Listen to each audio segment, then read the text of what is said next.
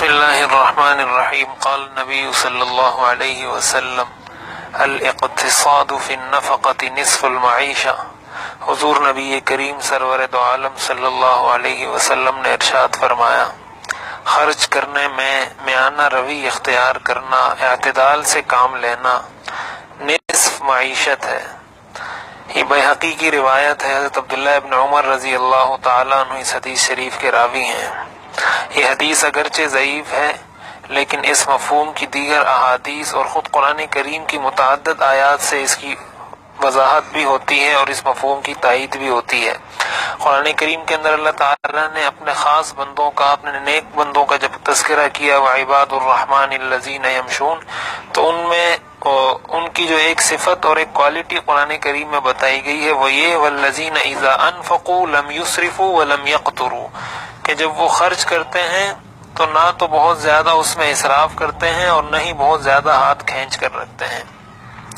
اسی طرح قرآن کریم میں حضور علیہ الصلوۃ والسلام کو حکم دیا گیا ولا تجعل يدك مغلولة الى عنقك ولا تبسطها كل البسط، کہ نہ تو اپنے ہاتھ کو بالکل کھلا رکھیں اور نہ بالکل اپنے ہاتھ کو روک کر رکھیں، بلکہ میانہ روی اختیار کریں۔ اور قرآن کریم میں ایک دوسرے مقام پر فرمایا گیا ان المبذرین کانوا اخوان الشیاطین، کہ جو لوگ اسراف کرتے ہیں، فضول خرچی کرتے ہیں، خرچ کرنے میں بے احتیاطی کرتے ہیں، یہ شیطان کے بھائی ہیں۔ تو ان ساری چیزوں سے یہ بات معلوم ہوتی ہے کہ خرچ کرنے میں بے اعتدالی اور بے احتیاطی سے کام لینا شریعت کی نظر میں انتہائی ناپسندیدہ ہے۔ علماء نے لکھا ہے کہ اس حدیث شریف کا مطلب یہ بھی ہے کہ انسان کی معیشت کے دو حصے ہوتے ہیں۔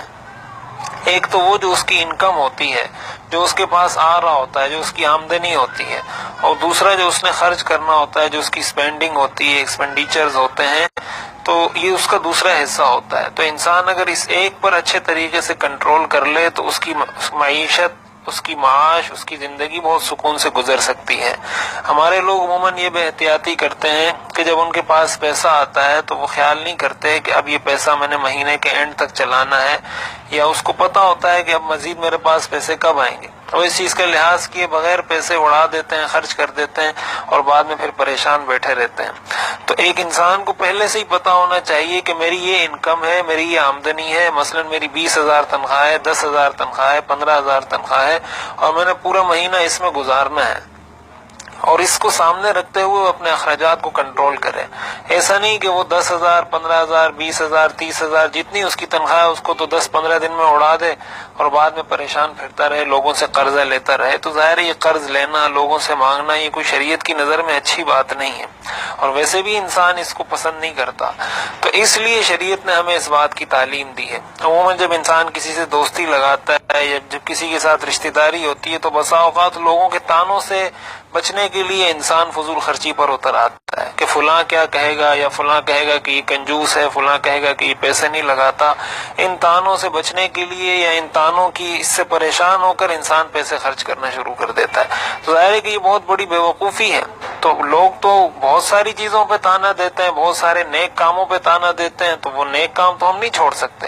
بہت سارے ایسے کام ہیں جو غلط ہیں اور ہمیں معاشرہ اس پہ حوصلہ افزائی کرتا ہے، تو وہ معاشرے کی حوصلہ افزائی سے وہ برا کام اچھا تو نہیں ہو جاتا۔ تو ہمیں معیار اس چیز کو نہیں بنانا چاہیے۔ شریعت نے ہمیں جہاں آخرت کی کامیابی کے لیے اصول بتائے ہیں، وہاں ہماری دنیا کی زندگی کی کامیابی کے بھی بہت سنہری اصول بتائے ہیں۔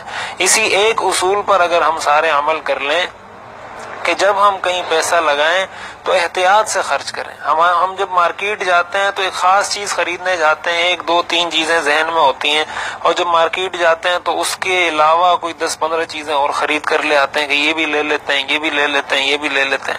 ظاہر ہے کوئی اچھا طرز عمل نہیں ہے۔ اسی لیے ہمارے بزرگوں نے لکھا ہے کہ جب مارکیٹ آپ جائیں تو پہلے سے اپنے پاس فہرست بنا لیں کہ یہ چیزیں میں نے خریدنی ہیں، اور بس وہ چیزیں خرید کر آ جائیں۔ اس کا فائدہ یہ ہوگا کہ فضول خرچی اور اسراف سے بچ جائیں گے۔